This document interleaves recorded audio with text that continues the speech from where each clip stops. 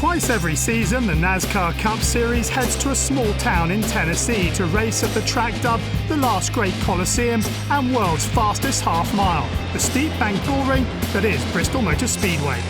It's so fast. It's obviously only a half mile. The speed is really what tears all that stuff up, because half the time you wreck and you don't even see the wreck. The other thing is the banking is so steep at Bristol, you have a hard time seeing around the corner very far because of how tilted the car is, and you're trying to look forward, but the A-post of the car is in the way, so you can't see very far through the corner. So a lot of times stuff happens so fast that you have a hard time reacting fast enough to hit the brake pedal to get the car slowed down. And then if they wreck off a turn two, it's like pinballs. They bounce off the inside wall and they come back up and hit the outside wall and then go back down and hit the inside wall again. So it's a tough place to miss the wrecks, and a lot of times things get torn up pretty quick there. Bristol is a soup bowl. I mean, you're just racing and there's such high banking, and it really is about momentum. You know, you're trying to carry so much speed. It says it's the world's fastest half-mile racetrack, and it really is. You know, we go to Martinsville and we run 20 to 21 second laps there. We go to Bristol and we run 14 and a half to 15 second laps there. So it's almost 5 seconds faster than Martinsville, and it's the exact same size.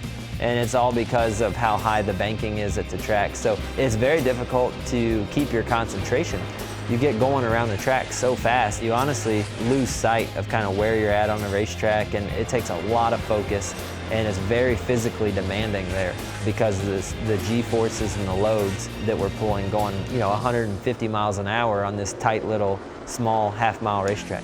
Things happen really fast at Bristol, so like pit road comes up fast. It all happens so fast. One lap is 16 seconds, so there's not a lot of time to process at the last minute. So you really got to be on your game. It's loud, it's noisy, like communication's difficult, both from between the driver and the crew, but even on the boxes we're talking with the engineers and relaying to our pit crews and that. So it presents its own set of challenges in that regard that you got to mentally be prepared for going there. And then the chaos that ensues at Bristol. You constantly got fenders getting knocked in and beating and banging, and all the action, the things that the fans love so much, creates a lot of frustration for us. So I would say the biggest part of preparation at Bristol is the mental part of it.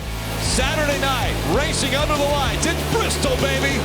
The summer event is a night race, and Harvick secured Stewart-Haas Racing's maiden Bristol victory in August 2016. The spectacle has over the years made it one of the hottest tickets in NASCAR. It always seems like the night race is just way crazier than the day races, and I think a lot of that is probably just mental, but it always seems like the night race at Bristol has way more happen. Night's awesome. I mean, I remember when I was a kid, I mean, when night races were happening, I mean, those are the ones you really wanted to watch. I mean, with the sparks and the beating and banging and everything like that. There's little things that happen to the track. Usually it's cooler out, so it's going to change what lines you run on the track and stuff like that, and what you want to do with the handling on your car. So I think whenever we have night races, I think it has a different feel to it. It's more intense.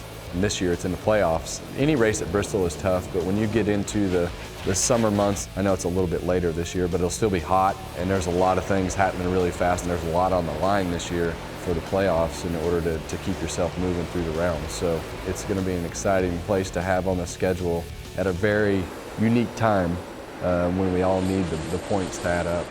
In what's been a challenging year for motorsport, NASCAR is reaping the benefits of moving big races like the Bristol night race to the playoffs, where it will be round 3. Regular season champion Harvick, for one, is a big fan of the move. It's really not about us.